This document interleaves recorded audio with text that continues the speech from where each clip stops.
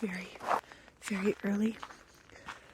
Apparently I forgot my microphone, so hopefully you can all hear me. But I think it's like 7 o'clock in the morning. There's a time difference in Arizona. They don't do daylight savings. So, yeah, we got in late last night and everything was dark and I couldn't see anything. And my family's asleep. But, I'm gonna go find the Grand Canyon. Let's go. I figure if I just follow the sidewalk, I'll get somewhere. The problem is that I think this is the sidewalk. I think. Oh my gosh. Oh my gosh. Okay. I don't know if this is a sidewalk or not. I'm gonna just follow the road. Also, yes, it is very cold. Last night here, apparently, it was 3 degrees Fahrenheit, which is what, like negative 30 something Celsius. Being a California girl, never have I ever felt this level of cold, like outside of like an industrial freezer, you know. Anyway, we are here at Maswick Lodge, and from what I can tell, it's very beautiful here. It's giving glamping vibes, and I love glamping. Oh, it's like here. I have to be careful. But we've literally only been here for about 5 hours, and for about 4.55 of those hours we've been asleep. So I don't know what to expect. I don't know where I am. We're just gonna follow. Yeah, I almost dropped the phone. But let's go. I would have this on my face, but it's very dark. You can't see my face. The sun is just starting to come up. Like, not even, like it's thinking about it. I think that the Grand Canyon is somewhere over there. Let's go find out. I ran into somebody who thought I was a housekeeper, but I was like, listen, point me in the right direction, please. And he said this way. So I'm just walking in the snow. There's bike treads here, so I'm following that, hoping it's not too deep. And we're gonna find what we're gonna find. There's some railroad tracks.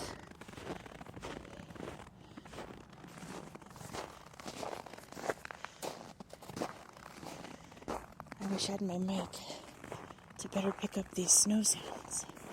But it's so beautiful, you guys. It's so like, whoa, so serene out here.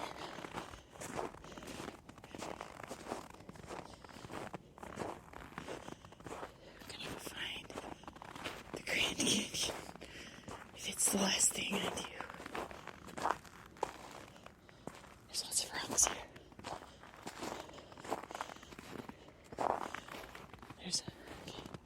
I think this is the main road the dude was talking about. He said just go this way and follow the main road because there's a car. So let's do that. Just realized I was following these footprints. These aren't footprints. These are hoof prints. We're gonna follow the deer path.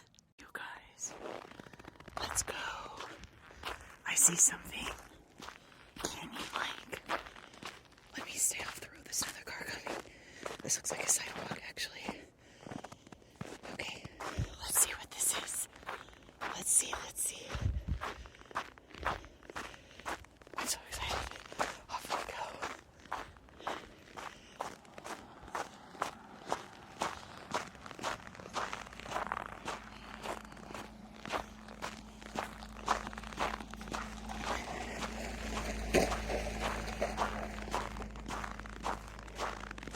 There's the train tracks. I didn't know a train went by here, but I guess that makes sense. My hands are freezing.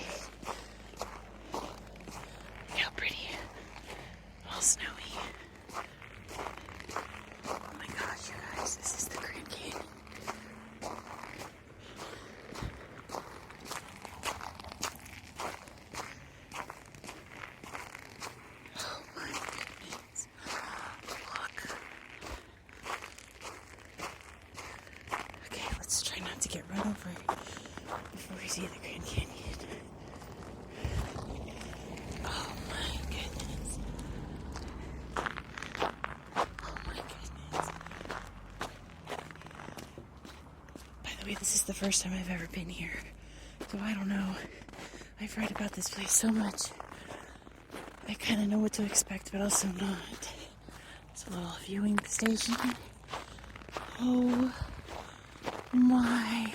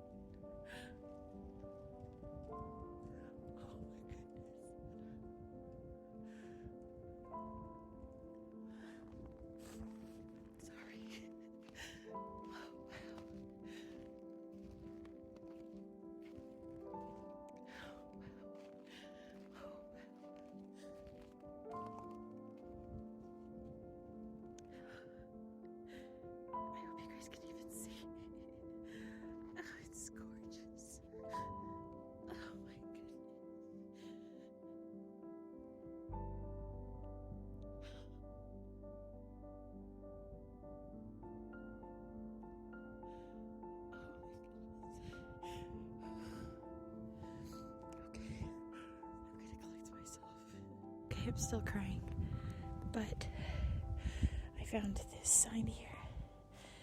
It says, my hands are, I can't feel my hands. Looking into the canyon, notice the winding Bright Angel Trail and the lush green patch of plants that mark Indian Garden, once home to the Havasupai Indians. The Bright Angel Fault, a break in the earth's crust, defines this side canyon, providing passage for animals and people into the inner canyon for centuries. Throughout Grand Canyon, where you find faults, you find American Indian trails, past dwellings, and often water. Faults encourage the flow of water to seeps and springs, which native people depended on for drinking water and farming. Relatively easy access and reliable water sources likely made Bright Angel Canyon a popular thoroughfare for American Indian travel. There's a picture here of an old settlement, it looks like, here along the slopes of the canyon. Here it looks like is the actual Bright Angel Fault, right along here, which makes the trail. Let's see what else I can find in this absolutely beautiful scenery. Let's see what's up here.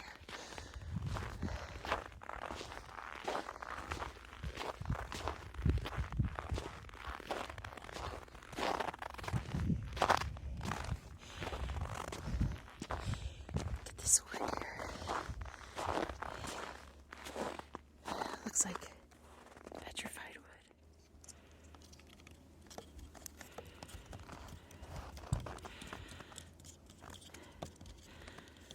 I wish I had my microphone. It's a really beautiful sound.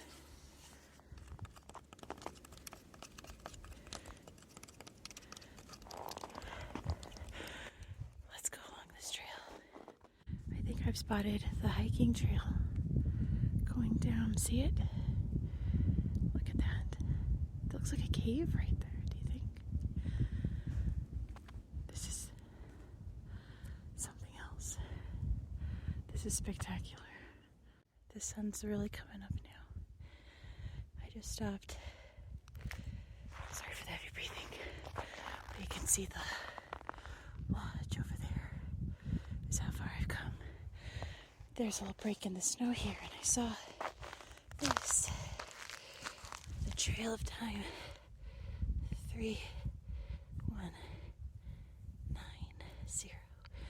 3,190 million years ago. As cool as that is, I'm not sure exactly what it means. Someone's made a little viewpoint there. But I'm going to keep following this trail for a bit and watch the sky turn pink and blue. All these beautiful colors. The sky is massive. Look, there's an airplane. And the sky is so pretty. The little stream is pink. Oh, you can't tell on my camera, but it's bright pink. It's so quiet and peaceful here. I'm so in love with this place. Hello. I fell in the snow. I slipped and fell. I'm covered in snow. But that's okay. Oh, I'm breathing so heavy. There's a big hill here. And I was walking up it. And I fell in the snow. That feels kind of nice, actually. But let's head back and get some breakfast. I can't get up. It's too slippery. Oh, my. Okay, I'm going to grab this rock. Nope. Okay, we're doing this. We're doing this. Oh, my butt's all wet. Oh, no.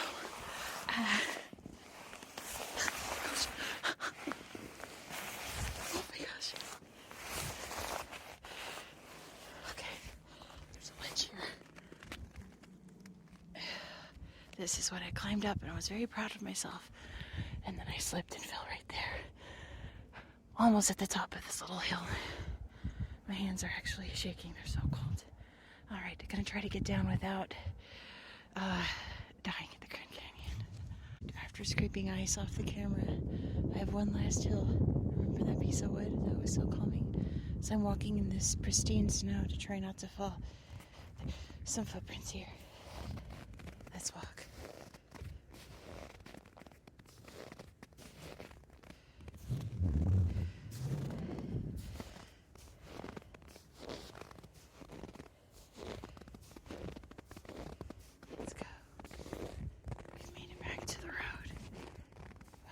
An adventure.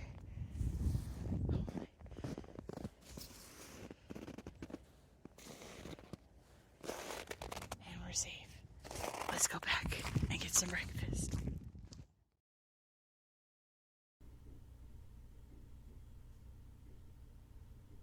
Now we are off on our van tour of the Grand Canyon. You can see it just in the distance there. We are heading east along the south rim. And you can see it's still very snowy and cold, like I just experienced. I actually busted a bone in my hand and didn't realize it at this time, but I'm okay now, I promise. But I was very excited to see some wildlife, and I was avidly looking out the window, hoping to see anything, and we really didn't, but I'll show you in a minute. There's the Grand Canyon peeking into view. Our tour guide right now said that we're at about 7,100 feet, which is so high, but we're going to get even higher than that pretty soon. You can see lots of areas where other tourists stop and experience the canyon for themselves. Someday I'd like to do that again. Our tour bus was very loud and rickety as it bumped its way along this very windy, hilly road along the Grand Canyon, so there won't be any audio. But over here I was trying to find some other critters to film for you. But also over here is the Arizona Trail. The trail goes from the southern border with Mexico all the way to the northern border of Utah. And somewhere in that snowy landscape is the trail. What an amazing stop to have on your hike along the state of Arizona. The trees are still so green and bright against white snow. It was so lovely. I was enjoying every possible second of just the beauty of this place, and the place with the cleanest air in the United States. And I could certainly feel it. I felt revived and rejuvenated and So excited to see the most beautiful place in America. That spot that I was just at a few hours before, where I was crying, was actually the widest part of the Grand Canyon, so I'm lucky I picked that spot. It was 18 miles across, if you could believe it. I know I sure couldn't. Here we had finally spotted some elk. Can you see them sitting around, enjoying the nice day? I know it's hard with the glare, but there they are. We'll get a better view of some elk later in the video. But what was really neat was that I had actually seen elk the night before when we were driving in. I saw it in the road and I couldn't believe how large they were. I knew I wasn't looking at a deer. I knew I was looking at something else entirely, and it was indeed an elk. Over here, we are going to be passing a spot that had been struck by lightning recently. Look at that beautiful canyon. In fact, the Grand Canyon has the most lightning strikes in the United States. Check it out. This whole area was wiped out by one lightning strike. Isn't that incredible? How powerful that is.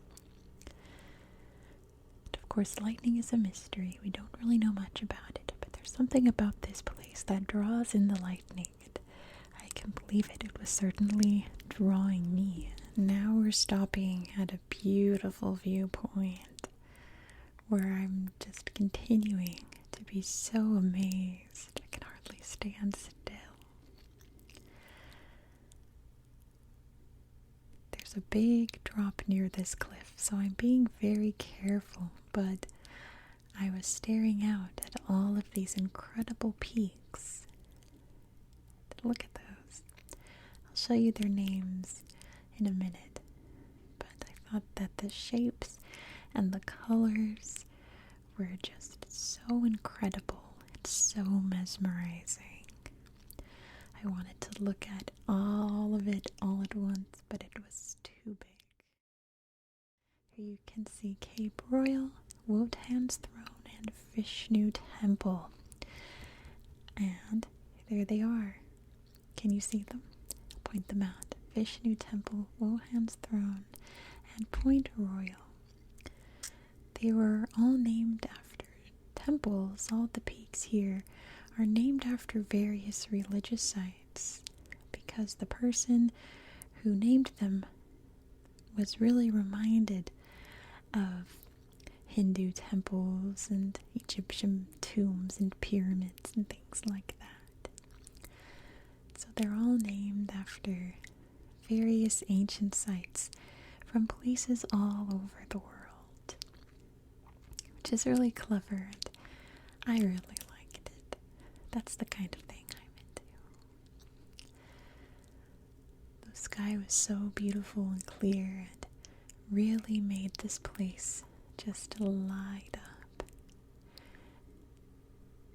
The colors are so beautiful. I really don't think my camera's doing it justice.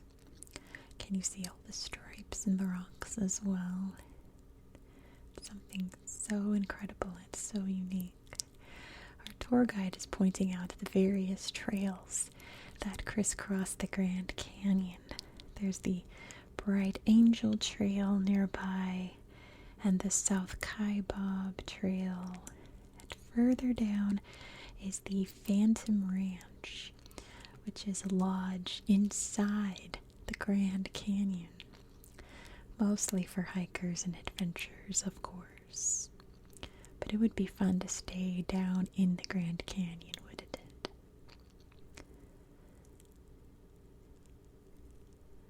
Over here I was mesmerized by the trees hanging on the cliffs, because those trees are very, very big.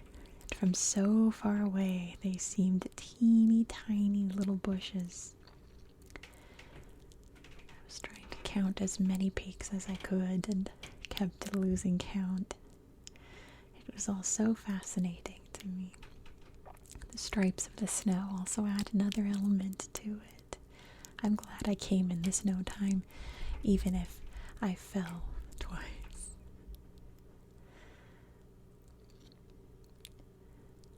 Our tour guide is continuing to tell us all kinds of little stories and facts, but to be honest, it was very hard to pay attention. I was too busy being mesmerized by the Grand Canyon. We're now back on the bus, and we're heading to our next viewpoint. The trip has just begun, and I still can't keep my eyes off this beautiful place. We've arrived at another trailhead with views just as spectacular, of course. But in this corner, it's not only a fantastic view of the Grand Canyon, but there's lots of interesting signage about the history of not just the Grand Canyon, but of this spot in particular, and the interesting trails you can crisscross. Of course, at this time, most of them were closed because of the snow. See, one of our tour members is heading down to the very start of it. So you are here. We're going down where there's a campground and the Horseshoe Mesa Trail Junction to the Horseshoe Mesa Overlook, and the Tonto Trail Junction. It's steep, steep, steep. Down here is a map of the trails that one day I would love to explore, starting right where we are at Grand View Point. You take the Grand View Trail, Horseshoe Mesa to the Tonto Trail. There were other members of our tour group watching me, just quiet and mesmerized while I was tracing everything. But I really wished that it wasn't snowy and I was fit enough and could pack for a long hike like that, because it sounds like a fantastic adventure. Maybe next time. These are the miners here from 1902 to 1907. A little saloon there. Wow. A hotel, the first hotel they built in 1902. You can see it way up there. So interesting. So the people that built it, look at the stagecoach. Just how they used to do tours like this. Look how cozy inside this hotel. We are at another viewpoint now. That was the site of an aviation disaster. Going to the plaque over here, and there's signs about it. But two airplanes actually collided not far from this spot in 1956. And it is a very terrible tragedy. But it also led to the creation of the Federal Aviation Administration. Basically, air traffic control is what it is today because of what happened here. Such a tragedy. You can see some of the mesas, and I like this spot too because you can see in the distance just how flat the plateau of northern Nevada is, and how incredibly detailed and intricate the canyon is here compared to it. There were big telescopes here where you can look at the Grand Canyon in detail. And someone had put a quarter in one and left it because it was still working. I wish I could have filmed it for you, but it was fun to snoop around every little corner, every little precipice of the Grand Canyon. We're at the very edge of this viewpoint here, where you can see so much even far out in the distance. It's amazing how far the eye can go. Nearby is the Watchtower. This very incredible monument here, not just to the Grand Canyon, but the indigenous cultures that reside in and around it. So we're going to go inside a little bit and see what we can find. The interior was full of beautiful indigenous art and some artifacts as well. It's a very interesting structure and is actually at the very top, the highest point of the Grand Canyon, showing you how high it can go. So let's head up these stairs and check it out. There was also a really, really great gift shop in the Watchtower. It was by far my favorite shop here at the Grand Canyon. I highly, highly recommend it. Here on this floor, I immediately, if you can believe it, had my fear of heights triggered immediately. So I was very terrified. And I just ran to the windows just to look at the canyon to relax myself. I wound up coming back down. I couldn't make it to the top. I was too chicken. But how funny is it that I can stand here at one of the deepest spots in America and feel no fear whatsoever? Can you see the Colorado River winding down there? It's amazing how still it looked from way up high, when in reality that river is raging with fast, fast rapids. It looks like it's perfectly still, doesn't it? Maybe next time I'll go down and see it up close for myself. Here we're at Duck on a Rock. Can you see the duck? Our tour guide said that he couldn't see it at all and was telling us all the other things he could see, but I very clearly see a huge fat duck. Do you see it? Let me know. But what a fun little viewpoint. I wonder how that rock was made just so in such a strange shape, probably over millions of years.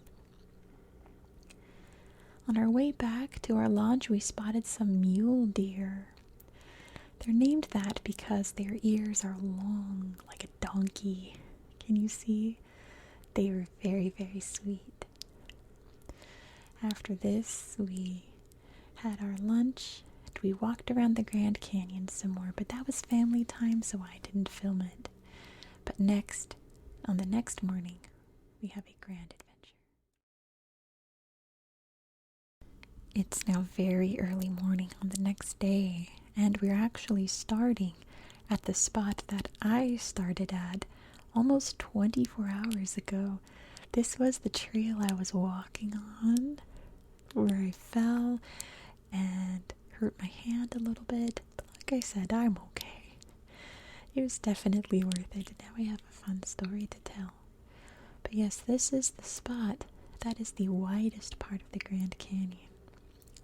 We are now on a sunrise tour. We're on a different bus at 6 o'clock in the morning, and we are going to watch the sun rise over the Grand Canyon and watch it light up in the early morning sunlight. Here we're at a viewpoint about 20 minutes before sunrise to see this incredible sight. We're now going in the opposite direction that we went in before to see other fascinating parts of the Grand Canyon. And as you can see, it's all very dark. It's even darker at the bottom, at the river. In fact, there's a temperature difference of about 25 degrees. And that's mostly because the sunlight has such a hard time getting down there because of the canyon. heading off to another really fantastic spot where we are going to watch the sunrise over the Grand Canyon. And I'm just so excited to see it. Here we are at our lookout spot. And you can see the beautiful pinks and blues of the sky here as it starts to turn bright. This spot in particular has a really interesting memorial and also lots of little signs about the history of the Grand Canyon. So when you come here, you're not only marveling at the sight around you, but you can also learn so much more about it. Let's see this sign here. This is talking about the mine that used to operate here. And I was asking our tour guide, can you mine in a national park? And he said, well, no. But at one point, there was a big mine here. On this sign, I'm going to point out more about it. Here you can see that it was indeed a uranium mine, which is just bonkers to me. I don't know about you. But there's a great quote on here from Teddy Roosevelt about how important it is to preserve a place like this. Keep this great wonder of nature as it now is. Keep it for your children and for all who come after you. And that's really the motto of the Grand Canyon. It's a place that should be preserved, not just because it's beautiful, it's important and serene, but because we want our children and our children's children to experience it just like this. We don't want it spoiled in any way because it's just too remarkable. You see that glowing sun struggling to come up over the ridge. Way in the distance, the sun is already up, but here it's still struggling to get over these peaks. Over here we have another interesting sign about the first explorers of the Grand Canyon. We're here at the monument of John Wesley Powell, who in the 1870s led an expedition down deep into the unknown of the Grand Canyon to see what he would find.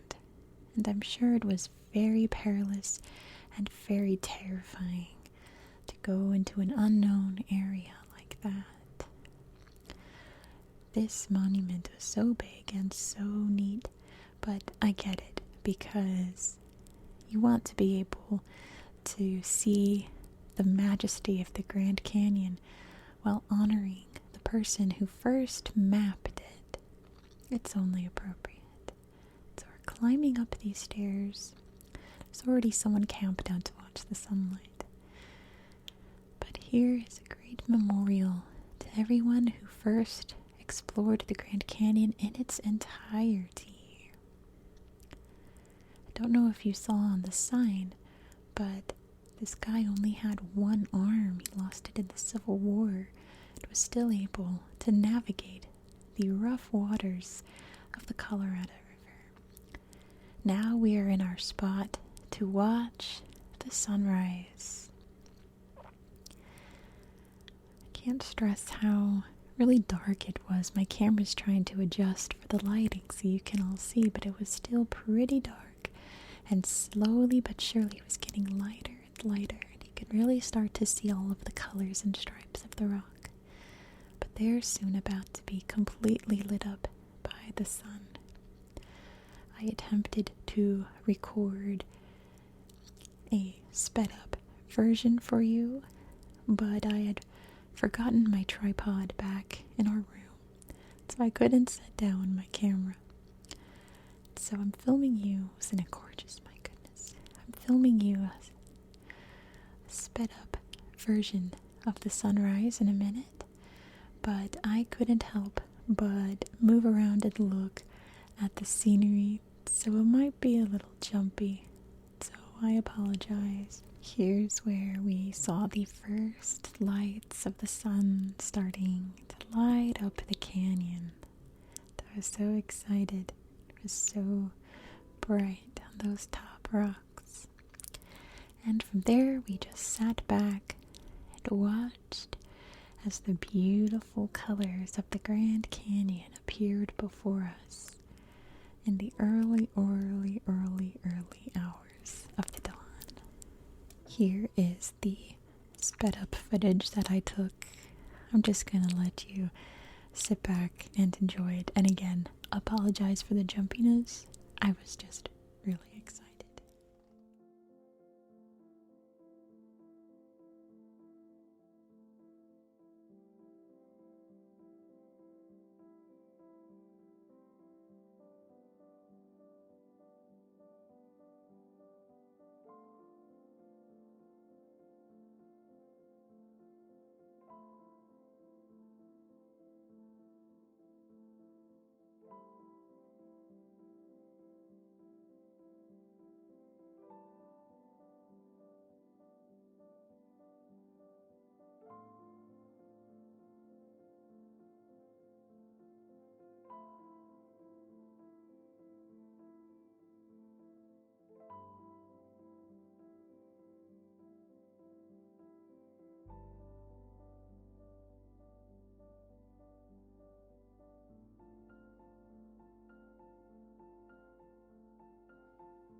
And now the sun has risen over the Grand Canyon, and it's so different how lit up it is. It's beautiful and just so fantastic. I highly recommend if you ever come to the Grand Canyon to do the sunrise tour.